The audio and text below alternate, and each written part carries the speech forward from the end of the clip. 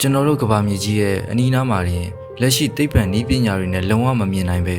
ပုံအောင်နေတဲ့အမောင်တူကြီးတစ်ခုရှိနေတယ်ဆိုတာသင်သိပါသလားအဲ့ဒါကတော့အလင်းအောင်ရုံမထွက်နိုင်တဲ့အထိ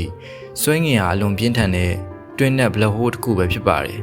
မကြသေးခင်ကသိပ္ပံပညာရှင်တွေကကဘာနဲ့အနီးဆုံးနေရာမှာဂိုင်ယာ BH1 လို့ခေါ်တဲ့တွင်းနဲ့တစ်ခုကိုရှာတွေ့ခဲ့ပါတယ်သူဟာကဘာကနေအလင်းနဲ့1560အကွာမှာရှိနေတာပါ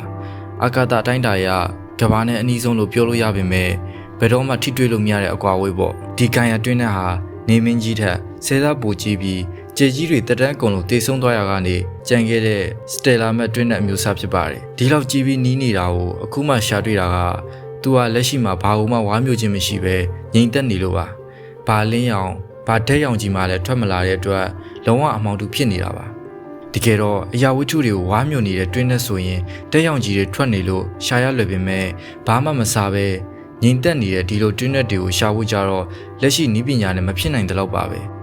ဒါမဲ့သိပ္ပံပညာရှင်တွေဒီတွင်းနဲ့ကိုရှာတွေ့ရတဲ့နေရာတကယ်ကိုအံ့ဩကောင်းပါတယ်အာကာသတွေကတောက်ပနေတဲ့ကျေတစင်းဟာဘာမှမရှိတဲ့အမောင်တူကြီးကိုဗိုလ်ပြုပြီးအကြောင်းမဲ့လေပတ်နေတာမြင်ရလို့ကွန်ပျူတာနဲ့စောင့်ကြည့်တွက်ချက်ရင်အနောက်ကကွယ်နေတဲ့တွင်းနဲ့ကြီးကိုရှာတွေ့ခဲ့တာပါဒါဟာကိုယ့်ဘက်ကဘာတုတ်ပြန်မှုဘာလင်းအောင်မှပြန်မရနိုင်မှန်တည်တည်ကြီးနဲ့ရုံမထွက်နိုင်မဲ့အသေးအတန်လက်ပတ်ပြီးပေးဆက်နေရတဲ့လူတွေရဲ့ခံစားချက်တန်ရောစင်မျိုးနဲ့လည်းတိုက်ဆိုင်နေပြန်ပါတယ်အချစ်ဆိုတာဒီခါလေးကြောက်လည်းဘာမှပြန်မရမှန်တည်တည်ကြီးနဲ့အမောင်တူတစ်ခုတည်းကိုပဲအဆုံးမရှိလိုက်ချစ်နေရတယ်လို့မျိုးပေါ့ဒီဂိုင်ယာ BH1 တွင်းနဲ့ဟာကဘာမျိုးဆွဲငင်ဝါမျိုးကိုအန်ဒီရမရှိပေမဲ့လက်ရှိနီးပညာနဲ့မမြင်ရသေးတဲ့အခုလိုအမောင်တွင်းနဲ့တွေကဘာအနီးနားမှာနောက်ထပ်ဘယ်နှခုလောက်ဖုံးကွယ်ပုံအောင်နေဦးမလဲဆိုတာမေးခွန်းထုတ်စရာပါတင်းရဲ့ပတ်ဝန်းကျင်မှာရောအပြင်ပန်းကငြိမ်သက်နေပေမဲ့တင်းရဲ့စိတ်တင်းရဲ့အချိန်တွေကိုတိတ်ဆိတ်ဝါမျိုးနေတဲ့တွင်းနဲ့လူမျိုးတွေရှိနေလား